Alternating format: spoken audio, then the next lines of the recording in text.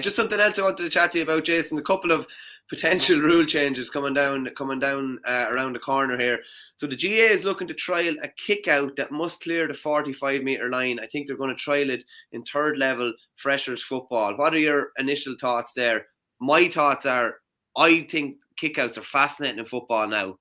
They have to go obviously a little bit further. They have to go outside that arc, and you can't go backwards obviously now, and even you can't give it back to the keeper now. I think it's like almost like real kamikaze stuff, looking at inter-county games big, and when there's a press on, it's fascinating because if they're able to get over the press, it could be a goal at the far end. It also leads to probably keepers having to put the ball through an eye of a needle and mistakes. And we talk about Kilcoo and the Glen this weekend. That game was decided in extra time last year, and I wouldn't say a mistake, but somebody waiting for a short kick out, and they ended up steaming in. But like, is there any need to be tweaking this a bit more now? I actually find it quite entertaining the way it is at the moment. Yeah, I think it was nearly best summed up. Like, I know the rules are slightly different, but in ladies football, when we had the All-Ireland semi-final between Donegal and Meath, like the press that Donegal were putting on was outrageous, and Meath were having to come up with all sorts of different ideas to beat that press in such a high-pressure game in Croke Park with the clock, ticking down big time. I think the kickouts were evolving again naturally anyway with those little tweaks that you've already mentioned. I saw Kieran McKeever on Twitter, going on about like sure teams can just flood the middle third with 11, 12 players and, just try and nullify it that way. Like, teams will always come up with something. They'll come up with some way to get around this. Like, and, do you counteract the rule then with something else that only X amount of players are allowed to stand between the 245s in that middle sector? Like, I don't know. Like, look, I'm open to anything being trialed. It's worth a shot, see how it works out.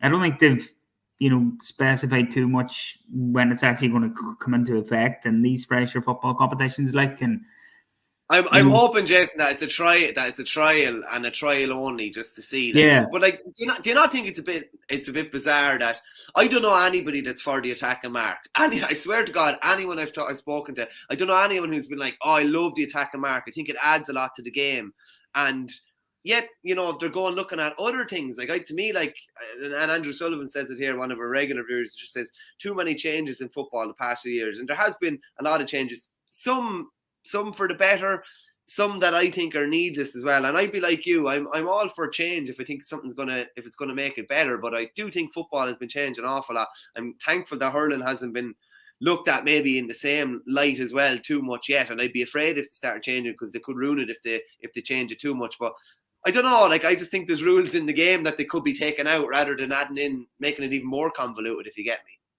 Yeah, like, it seems like there's some sort of a knee-jerk reaction here to maybe a lot of the defensive tactics that have blighted football for a long time. But I think that's been coming back around lately. Like, some certain teams have been sticking rigidly to those defensive approaches, but like, it just seems like a bit of a knee-jerk reaction to be introducing something like this. Trial it by all means, see how it goes, but I can't see something like that as being the answer to improving the game. You mentioned the attacking mark there. Like, I think the only person I've heard recently speaking in favour of it was Stefan Okunber, the Kerry player, who of course spent plenty of time in Australia. So that's probably purely from his personal point of view that it would definitely suit something like that, would definitely suit his game.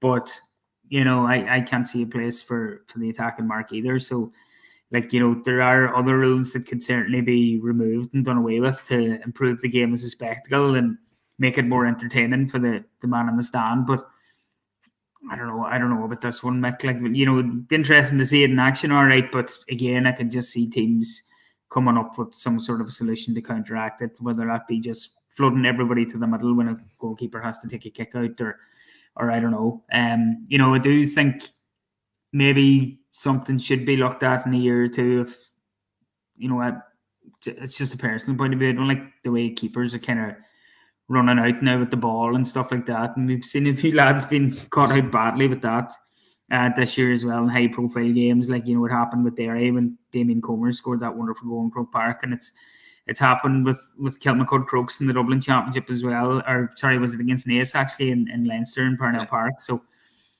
I think you want keepers to stay on their line, basically. That's it. Yeah, as a former forward, Mick, I want to give him a chance. Do you know what I mean? But yeah, I think this running out all the time. I don't see the point in it. Like, you know.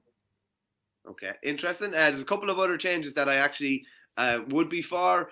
There's another rule here says it also wants to, they want to explore the impact that banning a mark free or sideline from going backwards unless it's taken within an opponent's 20-meter line. I suppose that's to try and encourage more offensive or attacking plays. And there's also, they're mooting a one as well. On the back of Evan Comerford shaking the goalpost this year when Sean O'Shea was taking a free, and I think he might have been shaking it even in the canal end before that. So if it's clear that Congress, referees will now be allowed to order a retake of the free, mark or sideline in that case if someone is shaking the post, because it was perfectly okay to do so, which sounds a bit mad really, that you can just shake a post and put someone off.